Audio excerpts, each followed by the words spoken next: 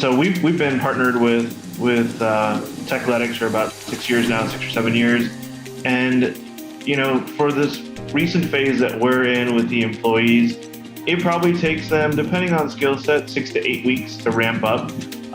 And our tech stack is not simplistic in nature. There's a number of complex pieces that run within it. My team is about 15 people, varied between senior and obviously the Techletics folks that come through.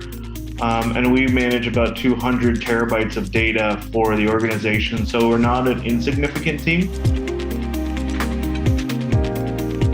The cost model that we get within the Techletics group is incredible. We spend a lot of our time with onshore and offshore help, and the Techletics model for onshore from a cost standpoint is better than any other partner that we work with.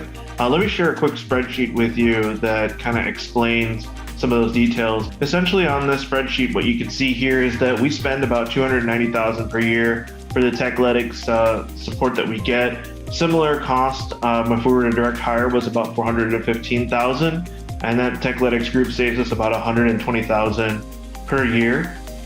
Were we to replace anybody that left from the Techletics group in the 2 years of experience they generally have at that point in time, somewhere between $162,000 and $178,000 based on recruiting and headhunter fees.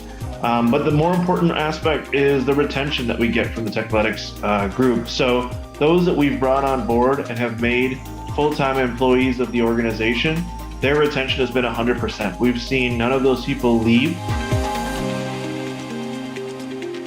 The model that AZNext provides on tiered approach to mentorship and project delivery is, again, different than the sort of consulting models that you get, right? A consulting model is heavily discovery-oriented, paperwork-oriented, a lot of costs come with it, and yes, there's a high degree of professionalism that comes with those consulting models, but I think the difference here is that you're also growing someone that could be a future talent.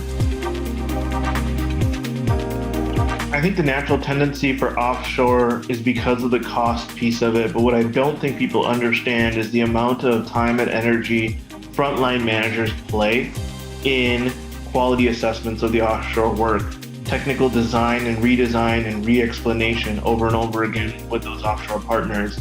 The constant need to either adjust their work schedules or adjust the offshore schedules to meet some early morning meeting time or late meeting time, depending on where they're located. The folks that I've seen come through this organization are much more grateful. They're much more willing to take the notes, much more willing to ensure that they're doing the research themselves and not just keep asking the best person on the team for help over and over again. They're willing to really put themselves out there. I've converted, I want to say 3 or 4 employees on my team directly over from Techletics and the AZNext program, and I've got another 3 or 4 on deck that I would love to convert over, right? For me, I've created the pipeline that I need to continue to backfill the team, and so it's been a really, really powerful program ultimately.